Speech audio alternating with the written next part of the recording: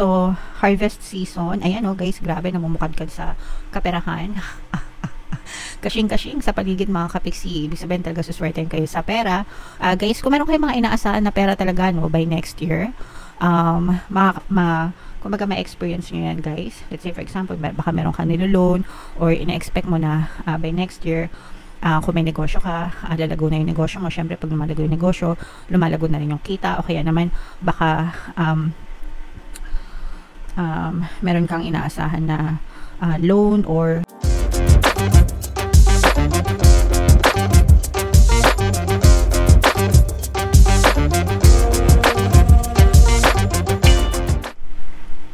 hello guys, hello Aries, welcome back to Pinoy Pixie Tarot. Ang pamagat ng episode natin for tonight is first quarter kapalaran para ngayong January to March para sa Aries, Sun, Moon, Rising Sign, and Venus.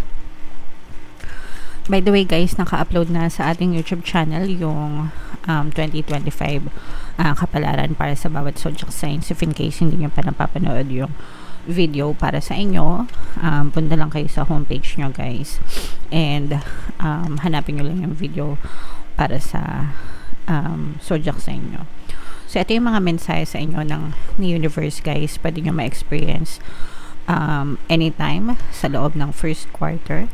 This is both negative and positive. Sa negative guys, mag-ingat kayo no, sa mga tao na pinagkakatiwalaan nyo, sa mga tao sa paligid nyo mga kapiksi, because someone is wearing a false mask sa paligid nyo. So ito yung mga mapagbalat kayo, very deceptive energy, in short, mandoloko guys. So of course, pagdating sa mga strangers, automatic naman na nag-iingat tayo, pero sometimes dun sa mga kakilala natin, dun tayo hindi nag-iingat, and sometimes din kung sino pa yung mga kakilala natin, siya pa yung nanloloko sa atin. So make sure na lang na mag-ingat kayo mga kapiksi, okay? And magtanim, simulan nyo na magtanim guys ng mga magagandang intentions no, para sa mga goals nyo, para sa mga dreams nyo, kasi yung mga itinanim nyo guys, yan yung aanihin nyo in the future. And make sure na palaging alagaan yung mga tinatanim nyo. Hindi lang guys yung literal na nagtatanim ka ng halaman no, pero anything na tinatanim nyo sa buhay nyo mga kapiksi, figuratively speaking, okay?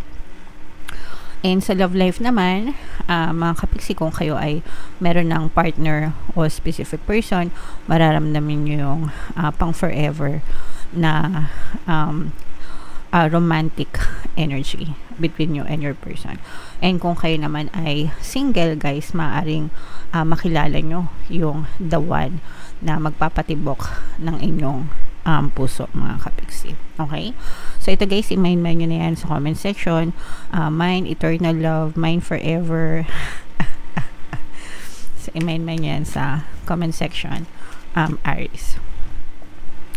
So tingnan natin yung ganap sa inyo guys ngayong first quarter. Shuffle natin to mga kapiksi.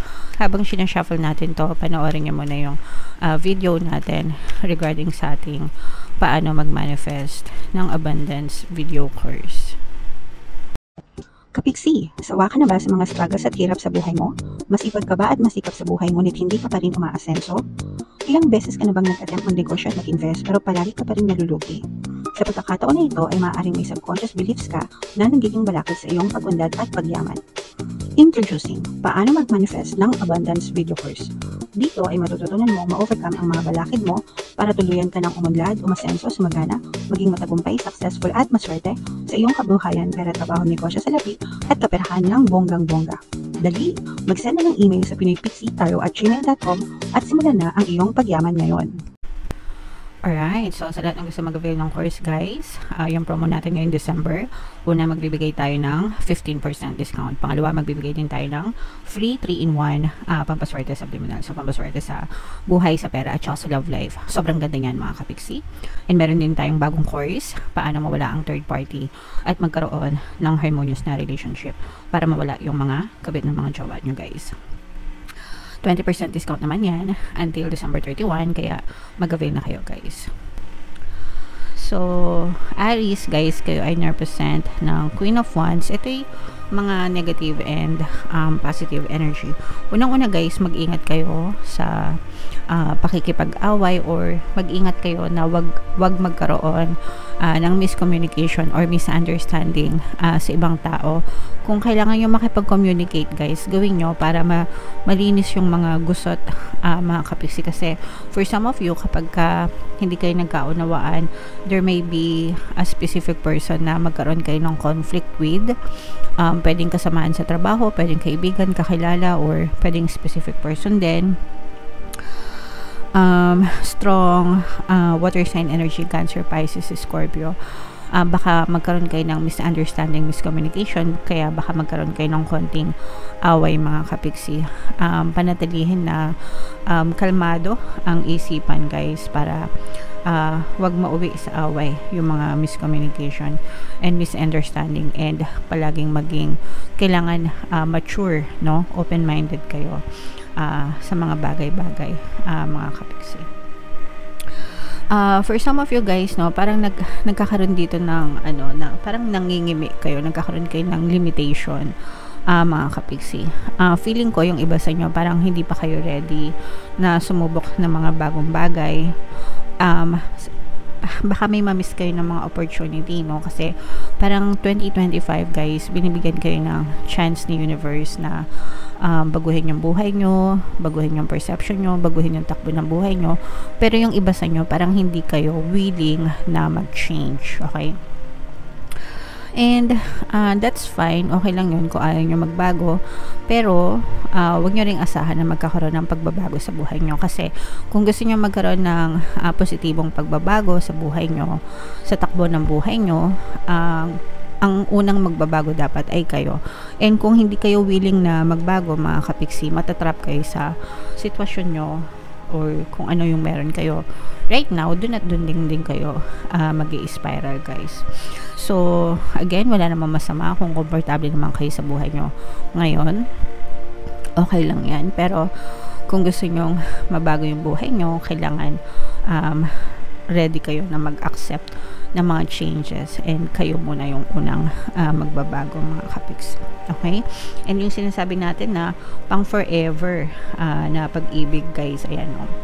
So, forever na love life. Ibig sabihin nito, guys, very harmonious yung relationship nyo sa love life and sa family, sa mga kaibigan, community, love and relationship in general. Very harmonious, guys. So, ito i-main nyo na yan, guys, sa comment section. Mine, harmonious relationship, mine forever, ganyan. So, what else? Tingnan pa natin.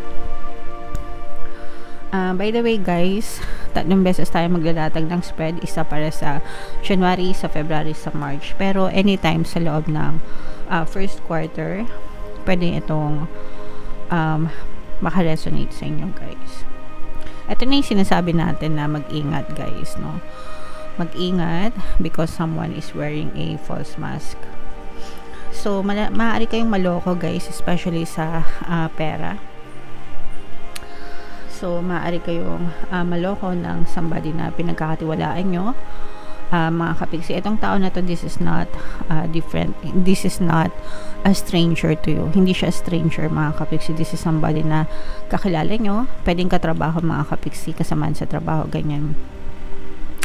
Or kaibigan, guys, no? And this person will definitely betray you. So, sasaksakin ka nito patalikod, mga kapiksi, and it will cause you a lot of emotional pain and sleepless nights. Ibig sabihin talagang masasaktan ka sa gagawin nitong person na to the point na mahirapan kang matulog sa gabi and mababalisa ka.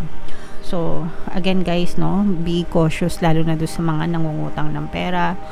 Baka matakbuhan kayo, mga kapiksi. Again, okay lang naman na magpautang, magpahiram ng pera, pero kailangan may boundaries din para, kumbaga, yung tumulong kayo dun sa yung halaga na kaya nyong mawala sa inyo, di ba? Let's say magbigay ka 1,000, 2,000, hindi ka man bayaran, hindi masakit sa'yo, no? Kasi di ba, makakatulog ka pa rin na wala yung 1,000, 2,000. Pero kung magpautang ka na, let's say mga 100,000, di ba, 200,000 or whatever, yung tipong savings mo, buong savings mo binigay mo, 'di ba? So parang dun ka na hindi makakatulog ng maayos. Kaya yun yung sinasabi ko na mag-set ng boundaries, mga kapiksi. Pero makakarma naman itong person na to, and makukuha nyo naman yung justice na para sa inyo, mga kapiksi. Okay? Pero syempre, wag na natin antayin na mabalik sa kanya yung karma kung pwede nyo namang maiwasan. Alright? And this is the energy of good luck, good fortunes right there. For some of you, may mga swerte kayo sa mga bagong opportunities na dadating sa inyo.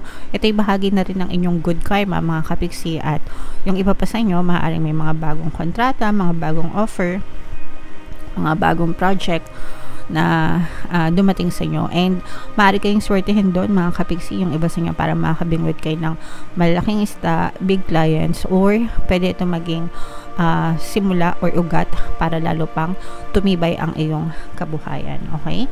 So ito guys, i-mind mo na yan sa comment section. Mind, swerte, good luck, good fortune, good karma, yan, mga good offers. I-mind nyo na yan guys sa comment section. So harvest season, ayan guys, grabe, namumukadkad sa kaperahan.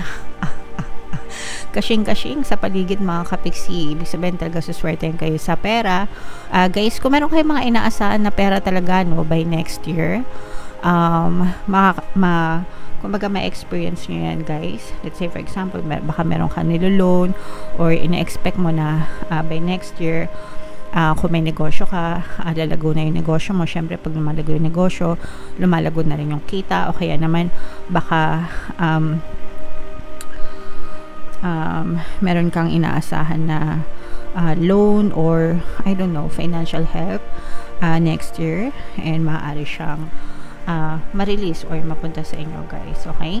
Kaya i-mind nyo na yan sa comment section guys. Mind, kashing-kashing, abundance of money, kasaganaan sa pera, and yung sinasabi natin na harmonious relationship.